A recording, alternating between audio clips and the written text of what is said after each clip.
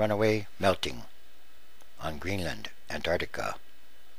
The most detailed satellite information now available shows that ice sheets in Greenland and western Antarctica are shrinking faster than scientists previously thought, and some places are already in runaway melt mode, a new study has found.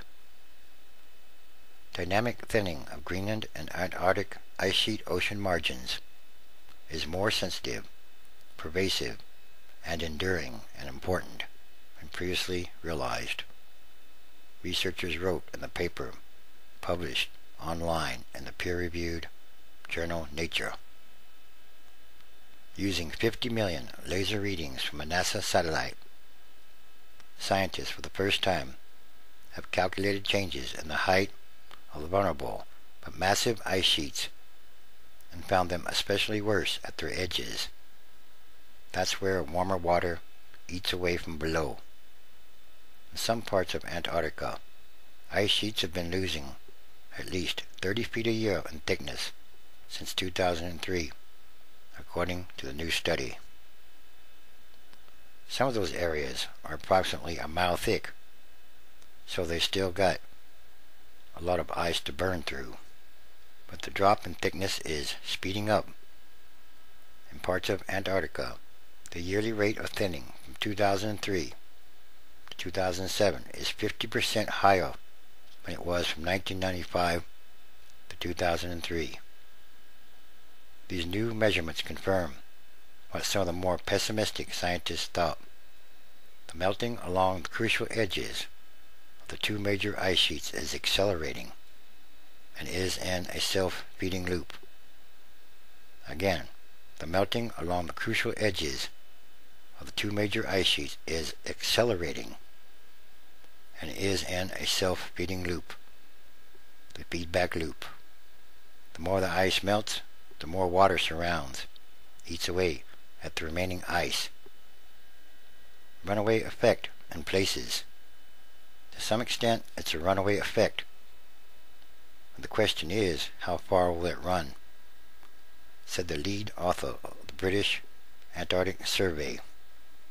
It's more widespread than we previously thought.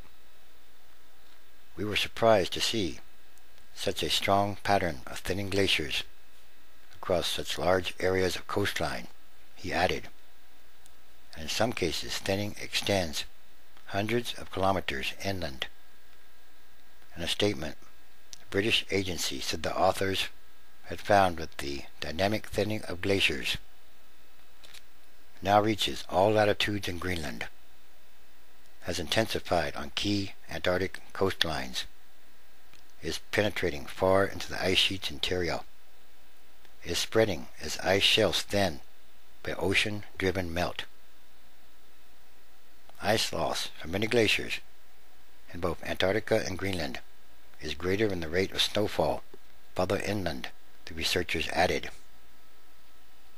In Greenland, the research found that 81 the 111 glaciers surveyed are thinning at an accelerating, self-feeding pace.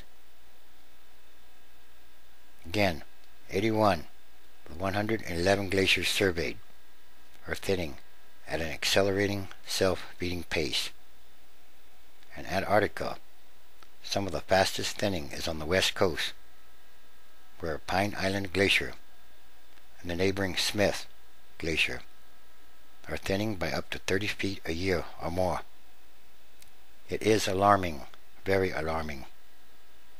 The new study doesn't answer the crucial question of how much this worsening melt will add to projections of sea level rise from man-made global warming. Some scientists have previously estimated the steady melting of the ice sheets will add approximately 3 feet, maybe more, to sea levels in the coming decades. But the ice sheets are so big, it could take 100 years, more or less, for them to completely disappear. Although it is very hard to say exactly, because climate change is an inexact science. Nobody knows for sure. Scientists don't know for sure what all climate change entails. Not even computer models, because humans have never witnessed these kind of changes, these rapid kind of changes before. As scientists watch glaciers retreat, or just plain collapse, some thought the problem could slow or be temporary. But the latest measurements eliminate the most optimistic view, said Penn State University professor Richard Alley, who wasn't a part of the study. The key problem is not heat in the air, but the water near the edge of the ice sheets. The water is not just warmer, but circulation is also adding to the melt.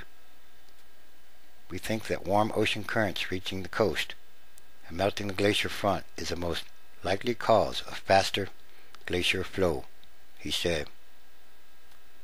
This kind of ice loss is so poorly understood, but it remains the most unpredictable part of future sea level rise. It is alarming, said Jason Box of Ohio State University, who also wasn't a part of the study.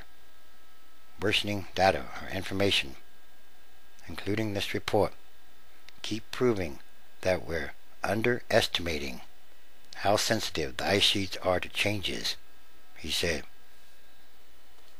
And, again, climate change is already upon us.